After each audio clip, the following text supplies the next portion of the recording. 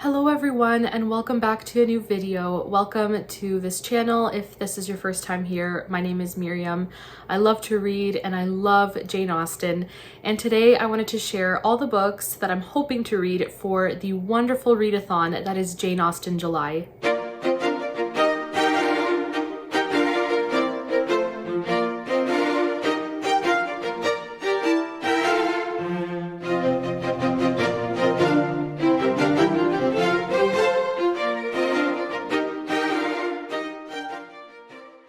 Jane Austen July has been such a wonderful readathon that I've had the pleasure to participate in over the last few years, and it has been a booktube event every July for the last several years. And I'll have the hosts, their channels, all their information in the description box. If you've never heard of Jane Austen July, it is just a month, the month of July, in which we read books by Jane Austen adjacent fiction, nonfiction about Jane Austen and her time. And it's just a time to celebrate the wonderful author that has just changed the lives of so many readers. And I love this author so much. Jane Austen is just wonderful. I love her works. And this year is special as it is also the 250th birthday, if you will, of Jane Austen. This December, it'll be 250 years since she was born. And it's just a special year in which a lot of other things have been going on BookTube to celebrate Jane Austen. And I'm very, very excited for this Jane Austen July. I have some wonderful books that I am really hopeful I'll be able to read. And we're just going to get into my reading plans for the month. Before I share the books that I plan on reading for the readathon, I would love to hear from you in the comments below. What do you plan on reading for Jane Austen July? Even if it's one book, that is wonderful. You've participated, and I would just love to know what your reading plans are for the month.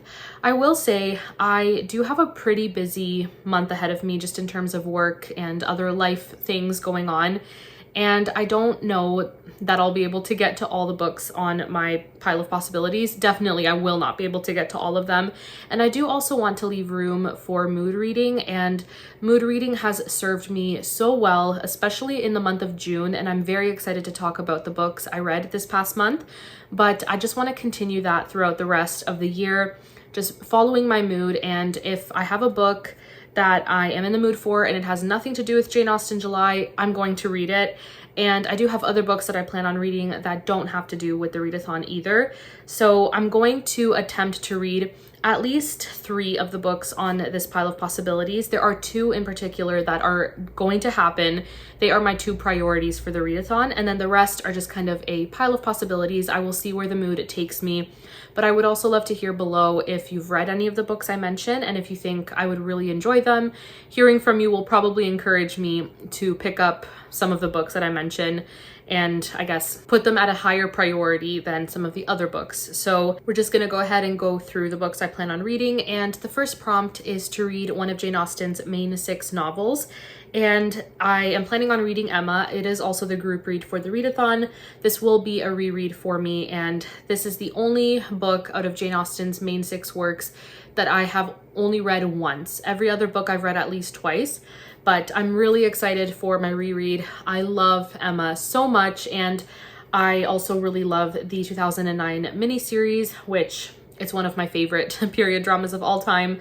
So I definitely plan on reading this and then enjoying the miniseries afterwards. But I'm just so excited for this book. I love the humor. I love everything about our character and the growth she experiences. I'm looking forward to spending time with these characters again. So that is the first book that I plan on reading, and this one will get read. It is a priority. The second prompt is to read something by Jane Austen that is not one of her main 6 novels. So either a shorter work by her, some of her juvenilia. There are works by her that have not been finished, so you can kind of pick from a variety of different works by her. And I'm hopeful that I'll get to Sanditon. This is the work that would have been her 7th published work had she lived to finish it. And I have not read Sanditon yet. I know nothing about the story. I haven't seen the movie or miniseries or whatever it is.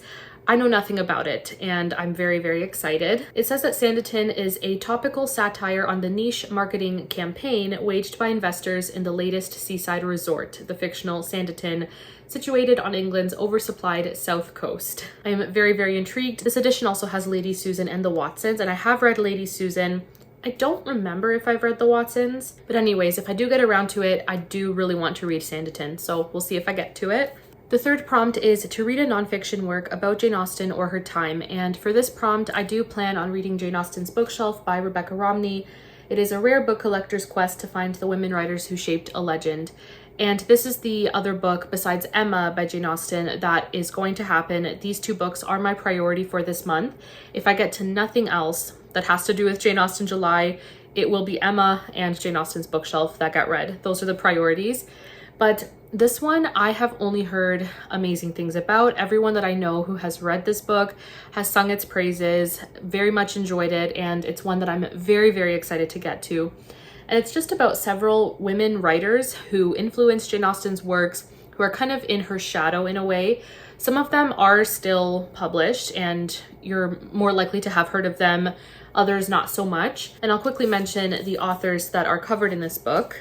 So the first chapter is about Jane Austen, and then we have Frances Burney, who I have read and is definitely more well-known than some of the others. Same idea with Anne Radcliffe. Then we have Charlotte Lennox, Hannah More, Charlotte Smith, Elizabeth Inchbald, Hester Lynch Thrale Piozzi, and Mariah Edgeworth. Most of them, besides Mariah Edgeworth, I know next to nothing about, but I am very, very intrigued, and I think this will be a wonderful kind of exploration of these writers and hopefully a book that inspires me to read more works that I otherwise probably wouldn't have read or heard of, and I'm very excited. So this is Jane Austen's Bookshelf. Let me know if you have read it and what you thought, but I think it's one that I will very much enjoy. Then we have the fourth prompt, which is to read a retelling of a Jane Austen book or a work of historical fiction set in Jane Austen's time. And for this one, I'm really just going to follow my mood and see what it is that I feel like picking up. It really depends on what I want to read, but I do have several books here that I can pick from that are pulled off my shelves. And I also did upload a video earlier this year, and I'll have it linked below, just sharing some books that are either Jane Austen retellings, inspired by her works, that sort of thing. And there are several books on that list that I can get on Kindle, that I can get through my library. So we'll see where my mood takes me, but I'll just quickly mention the books that I pulled off my shelves that do fit this prompt. You can never go wrong with Georgette Hare's Regency romances. They are set in the Regency period, so they are circa Jane Austen's time, and this one is titled Bath Tangle, and I've heard great things about it. And it says, a delightful tangle of affairs. The Earl of Spenborough has always been noted for his eccentricity. Leaving a widow younger than his own daughter Serena was one thing, but leaving his fortune to the trusteeship of the Marquis of Rotherham, the one man the same daughter had jilted, was quite another. When Serena and her lovely young stepmother Fanny decide to move to Bath, Serena makes an odd new friend and discovers an old love. Before long, they're all entangled in a muddle of marriage and manners, the likes of which even Regency Bath has never seen. Georgette Hare has just the best dialogue, wit, and fun moments, and I am hopeful that I'll get to this, but I've heard great things, so that is an option. We also have Miss Austen by Jill Hornby. It is a novel of the Austen sisters.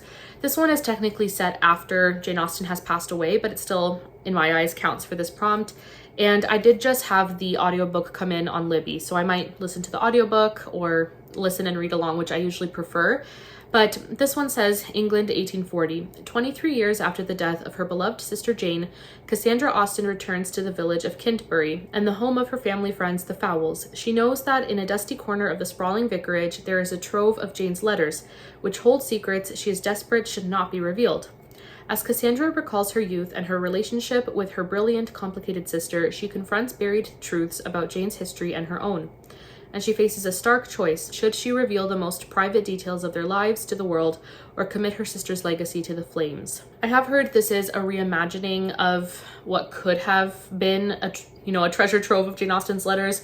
That treasure trove did not actually exist from what I know, but either way, I'm very, very intrigued and have heard mixed things about this one, but I'm curious to see what I end up thinking. So this is another option as well. We also have What Kitty Did Next by Carrie Cableen, and this is, of course, about one of the Bennet sisters that we don't hear too much about in Pride and Prejudice, Kitty, and this one I believe is set after Elizabeth has already married Darcy and moved into Pemberley, and it looks like Kitty visits her at Pemberley and some things go awry and she is sent home in disgrace. And it says her hopes and dreams are dashed, but Kitty is resilient. She has learned from her experiences, and what she does next will surprise everyone, including herself. I'm really curious about this one, and I haven't read very many Pride and Prejudice kind of inspired stories or spin-offs, retellings, that sort of thing. I've read The Other Bennet Sister, which is about Mary Bennet, but I'm really curious to see what this author does with Kitty and her character and her story. Very, very intrigued. We also have Charity Envieth Not. It is the first book in the George Knightley Esquire series, and this one is just Mr. Knightley's perspective of all the events that happen in Emma.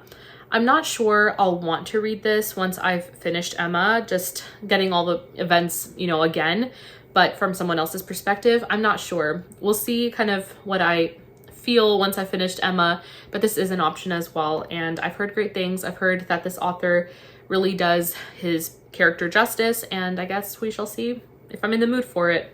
We'll see what happens, but I am intrigued and excited about this one. And I would also really love to continue the Poldark series. It has been way too long since I've read the first 2 books, and I just haven't continued with the series. I did really, really enjoy the TV series, and I really want to continue the books. But Jeremy Poldark is book 3. It is set from 1790 to 1791. So this one picks up right where Demelza ended. And I'm going to have to refresh my memory on exactly what happened in Demelza. Thankfully, there are book summaries online, but I am very, very excited to continue the series because I loved Demelza so much. I do remember in book 2, Ross does something where he's arrested, and it looks like he is standing trial in this book. And then of course we get to see more of George Warlegan, who is one of my favorite villains. But anyways, I'm hopeful that I'll get to this one. I believe it's been a year or 2 since I read Demelza, so really need to continue this series. So those were just some of the books for the 4th prompt, and the 5th one is to read a book by a contemporary of Jane Austen. So it has to have been published between 1775 and 1817. For this prompt, I do really hope to read Belinda by Maria Edgeworth. It is quite long, it's almost 500 pages, but I do think this one is a good option out of the books that I own that fit this prompt. I don't know if I'll love it. I've heard mixed things about Belinda, but Maria Edgeworth is one of the authors Jane Austen read. She did read this book, and she is also one of the authors mentioned in Jane Austen's bookshelf, the nonfiction work that I want to read. It says it's a lively comedy that challenges the conventions of courtship, examines questions of female independence, and exposes the limits of domesticity. So I'm not sure about this book and what I'll think. Interestingly, it says that this edition, the text in this edition, uses the original, story that she wrote, and it confronts the difficult and fascinating issues of racism and mixed marriage, which Maria Edgeworth later toned down. That's interesting, but I'm not sure about this one. I do want to try it and see what I end up thinking, but I thought this would probably be a better option than some of the other works that I own by authors who are Austen's contemporaries, just because they are much longer. I'm thinking a couple books by Frances Burney, but this is definitely an option, so we'll see if I get to it. The 6th prompt is to watch a direct screen adaptation of a Jane Austen book. I definitely want to watch Emma from 2009. It is my favorite Emma adaptation. I tried the 2021 and I just wasn't really into it. I'm not sure. The cinematography was great, but I'm not sure. I have to rewatch it and see kind of how my feelings hold up after rereading Emma, but the 2009 one with Romola Garai was just fantastic. I love that one so much. And then prompt 7 is to watch a modern screen adaptation or retelling of a Jane Austen book. And I'll be honest, besides period dramas and TV series and things like that, I'm not a TV person. I'm not a movie person by any means. I don't know. It needs to be historical for me to really be interested, with very few exceptions. So I don't think I'm going to watch any kind of modern adaptation. Personally, it's just not my thing. But the rest of the prompts, I do really, really hope to complete and read at least one thing for each of them. But those are the books that I am hopeful I will get around to reading for this Jane Austen July. Again, we'll see where my mood takes me. I may just read a few of them and then read other books that have nothing to do with Jane Austen, because my reading mood has been all over the place this year, but following it has been the absolute best. I have read some incredible, incredible works of fiction just because I'm following my mood. That is very important to me, and I can't stick to very strict lists. But either way, I'm very excited for Jane Austen July. I do really hope to film some reading vlogs and just enjoy the month as much as I can, even in the midst of all the crazy busyness. But I hope you also have a wonderful reading month. And again, let me know in the comments what you plan on reading if you do plan on participating in Jane Austen July. And thank you all so much for watching this video, for being here. It means the absolute world to me, friends. But that is it for this video, and I will see you all in my next one. Bye.